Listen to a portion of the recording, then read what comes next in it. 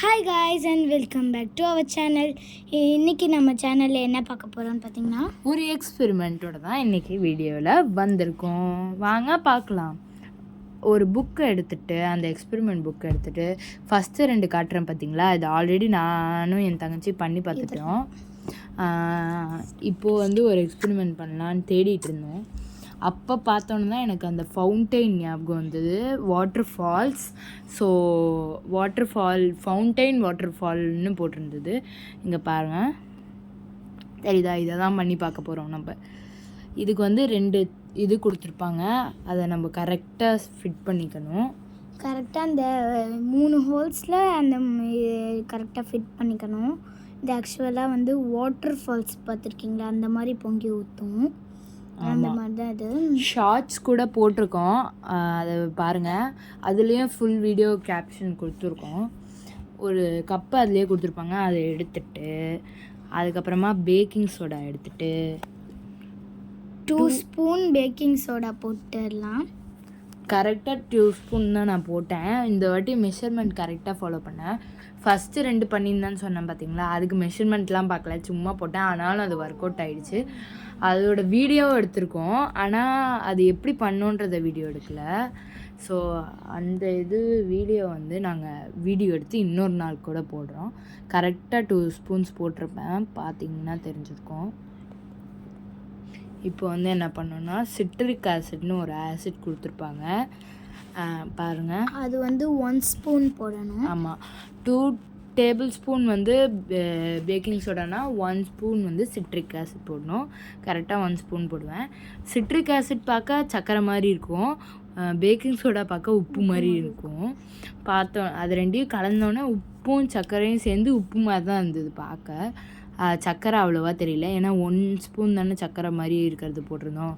இது ரியலாக உப்பு சக்கரை கிடையாது, நான் காட்டிட்டு தான் போட்டேன். சிட்ரிக் ஆசிட் பேக்கிங் சோடா தான். பாருங்கள், நல்லா மிக்ஸ் பண்ணிக்கணும். அது 2ம் ஒட்டுற மாதிரி. இப்போ உங்களுக்கே பார்த்தா உப்பு மாதிரி தான் தெரியும், சக்கரை மாதிரி இருக்க சிட்ரிக் ஆசிட் அவ்வளோவா தெரியாது. ஸோ நெக்ஸ்ட்டு நான் என்ன பண்ணிக்கிட்டேன்னா, ஃபனல் எடுத்து அந்த ஹோல் மாதிரி தெரியுதுல்ல, அதுக்குள்ளே ஃபனலை போட்டுட்டு அந்த சிட்ரிக் ஆசிடும் பேக்கிங் சோடாவும் மிக்ஸ் பண்ணி வச்சுருந்ததை அதுக்குள்ளே சேர்த்துக்கலாம்.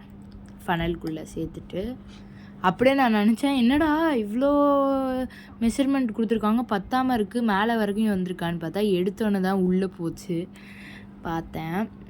ஸோ இப்போ அதை ஊற்றினோன்னே நெக்ஸ்ட்டு ஸ்டெப் போகணும். இது நல்லா தெரியுதா பாருங்கள், உள்ளே தான் போட்டிருக்கேன்.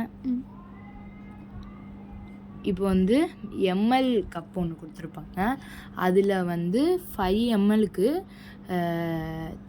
25 எம்எல்க்கு தண்ணி ஊற்றிக்கணும். ஃபஸ்ட்டு 25 எம்எல் அண்ட் அடுத்த 25 எம்எல், 25 50 எம்எல் தேவை வாட்ரு. இப்போ நான் கரெக்டாக 25 அளந்து ஊற்றினேன். 2 வாட்டி ஊற்றிருப்பேன் பாருங்கள். ஃபஸ்ட்டு ஒரு வாட்டி ஆல்ரெடி ஊற்றி வச்சு, அடுத்தது இப்போது ஊற்றிட்டுருக்கேன். 25 50 நல்லா வேணால் கேல்குலேட் பண்ணி பார்த்துக்கோங்க நீங்களும், இது ஈஸி கேல்குலேஷன் தான். ஸோ அடுத்து பார்த்திங்கன்னா, இப்போ தான் 5 எம்எல்க்கு விம் ஊற்ற போகிறோம். நான் அதை கன்ஃபியூஸ் பண்ணி அப்போ 5ன்னு சொல்லிட்டேன், சாரி.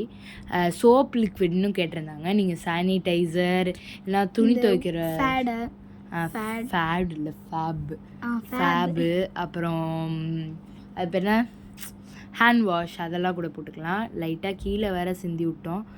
அங்கே பாருங்கள், என் அத்தை பொண்ணு காட்டுறாங்க. என் அத்தை பொண்ணு அப்புறம் என் தங்கச்சி வீடியோ எடுத்துகிட்டு இருந்தா. 2 பேரும் சுற்றி முற்றி பார்த்துருந்தாங்க. நடுவில் கை கால்லாம் வந்திருக்கும், அதெல்லாம் அவள் தான். அப்புறம் வரவே மாட்டேன்ருச்சு விம்மு. நானும் ப்ரெஸ் பண்ணுறேன், வரவே இல்லை. அதுலேயே பாதி வீடியோ போயிடுச்சுன்னா பார்த்துக்கோங்க. அது தவிர பபுல்லாம் வந்தது பாருங்கள், பபுளில் என் தங்கச்சி கூட கையில் தொடுறா, பபுல்லாம் வந்தது. டக்குன்னு அமுத்திட்டு இருக்கும்போது பபுள் பறந்தது, அதுலேருந்து பபுள் தான் வந்தது. அப்புறம் 5 எம்எல் ஊற்றிக்கிட்டே இருந்தேன். 5 எம்எல் எப்படா வரும் வந்துடும் டக்குன்னு, ஏன்னா 5 எம்எல் சின்னதான். ஆனால் கொட்டிகிட்டே இருக்கும்போது கொட்ட முடியல. கரெக்டாக 5 ml இப்போ எடுத்துட்டேன் பாருங்கள். இப்போ அதில் நிறையா தான் இருந்துச்சு. ஹார்ஸாக பண்ணிட்டோன்னா நிறையா கொட்டிடும் அப்படின்னு சொல்லிட்டு பொறுமையாக பண்ணோம். இப்போ பாருங்க முடிஞ்சிடுச்சு. 5 ml இப்போ முடிஞ்சிடும், முடிய போகுது. நான் ரெக்கார்டிங் வாய்ஸ் தான் கொடுத்துட்ருக்கேன். நான் எதை பண்ணிவிட்டு எல்லாத்தையும் க்ளோஸ் பண்ணியிருப்பேன், அதை கூட பார்த்துருக்கலாம்.